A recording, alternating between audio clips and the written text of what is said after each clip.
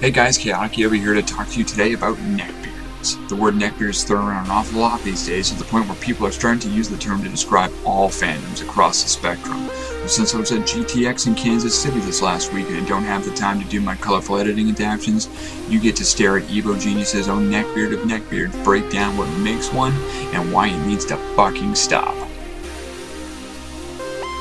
Nostalgia is a big word that gets thrown around a whole lot. What it means seems to change based on the need. However, neckbeards tend to use it primarily when it comes to video games.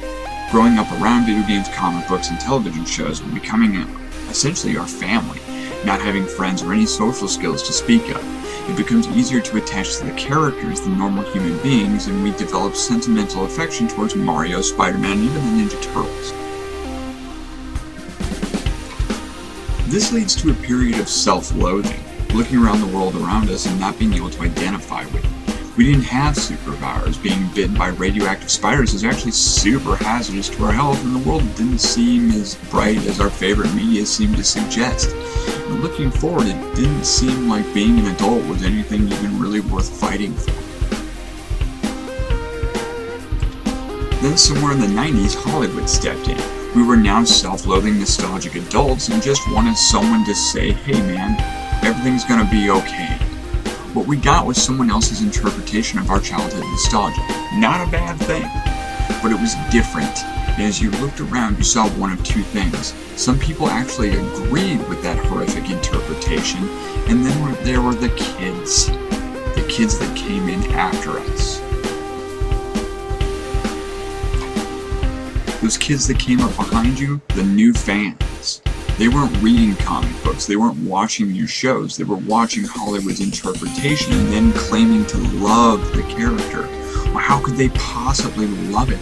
They can't love your character, they can't grow up with your character. How could they possibly have a relationship with a character after just one movie? And it's not just the fact that the kids are watching someone else's interpretation.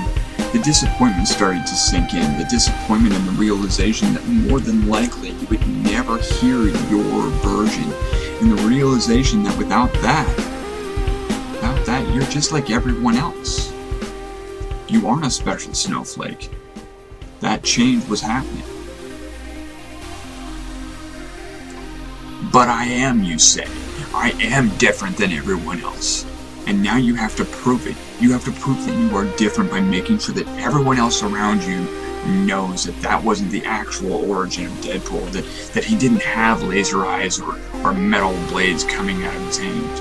And everything to do with Hollywood ruining your movies and your childhood, and not the fact that you're just disappointed that your interpretation wasn't used. There it is. Negative attention. Negative attention or positive attention, you have the people's attention. Some laugh with you as they agree that this version was not the version that they wanted.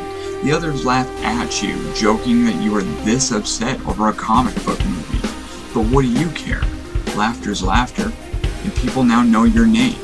You're special again. Popular. Popularity builds up as you become the only one in your social circle that cares this much. You see, other people have real lives. They like hearing your stories. They like to hear your take on what actually happened, but that's not going to stop them from going to see those movies or playing those games. It's not going to change the fact that your friends aren't going to read your comic books. And let's face it, bro, even if they did, you can't guarantee that they will have your experience. Soon, you find out that most don't. They have their own experiences now, and now you're just that angry comic book nerd. But you have the internet, where you don't have to worry about people judging you. You can voice your opinions in mass quantities now to people all over the world. What's more is that you found that the louder you are, the more hate and the more bile and the more into your videos that you are, the more sassy that you become, the better your videos do. That attention and popularity, the need to be different takes hold, and it's all you become. A ball of nerdy hate. Because people don't care if you love the character, they only care if you consistently hate on what you once loved. Now that you have your own webpage or blog or video or page, you realize that you're not the only one there, that there are other nerdy bloggers, thousands of them, that are sharing the exact same opinion, which means that you have to get louder and angrier and shout into the camera as loud as you possibly can get. Or, alternatively, they've posted a video that's different than your opinion, which means you need to get louder and angrier so that it contests their opinion, so that their opinion doesn't matter, that it's only yours. And nobody sees a problem with this.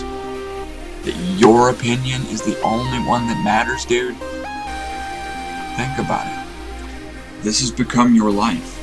Your life has become bashing and hating on the things that you once loved. Instead of just being excited that you get a movie on your favorite comic book or TV hero, you feel the need to bash and tear apart this movie or show or costume or whatever before the first trailer even hits. To dissect something before you even know what's going on. It's absolutely ridiculous. For real, dude, just get out. Get out. Go shave your beard. Thanks guys for watching my video. If you liked what you heard, make sure you comment, subscribe, and share.